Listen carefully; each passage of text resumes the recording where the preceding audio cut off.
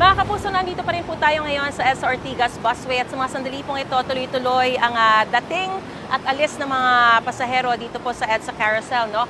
Ang makikita po natin, nakadadating lang po ng mga bus pa southbound at nagbababaan po itong mga pasaherong ito at may mga mangilan-ngilan din na pumipila para naman makasakay doon sa mga bus na paparating. Ano? At nandyan, talagang bantay sarado ito ng mga traffic enforcers, ng mga MMDA, Department of Transportation, ng ating mga otoridad. At sa mga sandali pong ito nakikita natin, magkabilang lanes po dito sa may Ortigas ay maluwag pa ang daloy ng mga sasakyan sa magkabilang lanes. So tuloy-tuloy po ang daloy ng mga sasakyan dito sa north and southbounds. No? Pero batay po sa patakaran, ito pong EDSA Carousel na to, ang tangi lamang na pwedeng dumaan dito ay yung mga EDSA Carousel bus mismo at of course yung 5 pinakamatataas na opisyal ng ating pamahalaan at yung mga on-duty na mga emergency vehicles.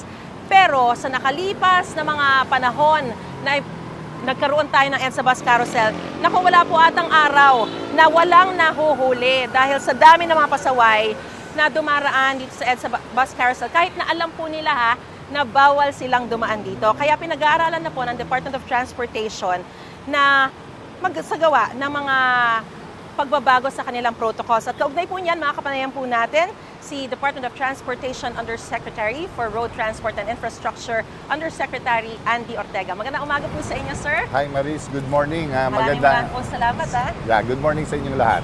Alright, una po sa lahat, ano-ano po ba yung mga posibleng mga pagbabago sa protocols na pwede nating ipatupad para nga maiwasan yung mga pasaway pa rin dito sa EDSA Bus Carousel? Alam mo, unang-una, pag-aaralan namin yung pagbibigay natin ng protocol plates kung gaano karami. Kasi 2 sets ang binibigay natin sa bawat opisyal, so pag-aaralan namin yon. Pati rin sa up to what level ng rango ng isang opisyal sa gobyerno, pati yun ay pag-aaralan ng DOTR kung ano ang tamang level lamang ang bibigyan natin ng protocol plates. Kasi definite lamang po yung number ng mga taong dapat pagbibigyan ng protocol plates. Paano mangyayari na sosobra yun? Alam mo, minsan hindi na natin makontrol, no?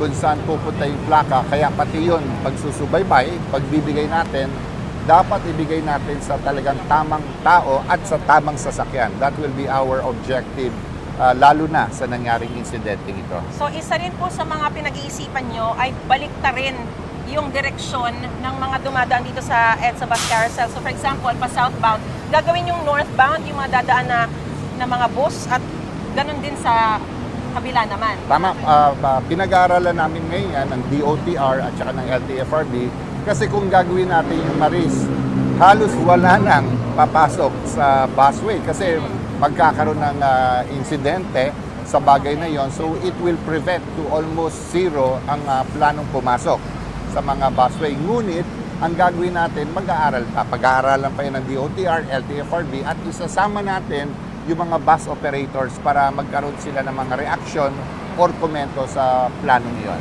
Hindi naman kaya mag-cause ng aksidente rin kung halimbawa kahit na may mga barrier, concrete barrier yan. Kasi di ba may mga alam natin kapag mga madaling araw, lalo na yung mga mabibilis, paano kung magsalpo ka naman dahil pabaliktad ko? Alam mo yung concrete barrier na yan ang makaka-prevent talaga ng bagay na yan. But definitely, sabi nga kanina, pinag-aaralan ng DOTR and we will make sure once we make a decision, lahat ay makukonsidera ng DOTR yung bagay na yan. So sir, pag-aaralan niyo pa po, how soon do we expect these changes to be implemented? Alam mo, siguro it's good to have at least a month or so na pag-aaral, but doon pa lang tayo magkakaroon ng decision sa bagay na yon. Rest assured, pag-aaralan ng gusto yun ng DOTR, we are here for the safety, convenience, at saka accessibility ng ating mga bus passengers. Very quickly, update po dun sa investigation, dun sa yung dumaan po na may 7 na plate, yung SUV po. Umarap na po sa inyo yung driver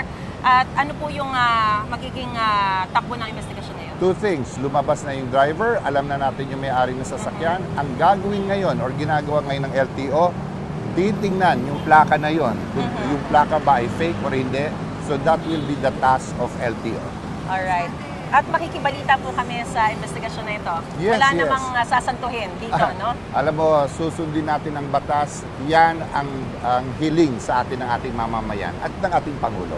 Alright. Maraming po salamat sa impormasyon binigay niyo sa amin at sa inyo pong panahon sa pagpunta niyo po rito Thanks. sa EDSA Bus Carousel. Undersecretary for Road Transport and Infrastructure ng Department of Transportation, Undersecretary Andy Ortega. Magandang umaga po sa inyo. Ingat po kayo. Thank you.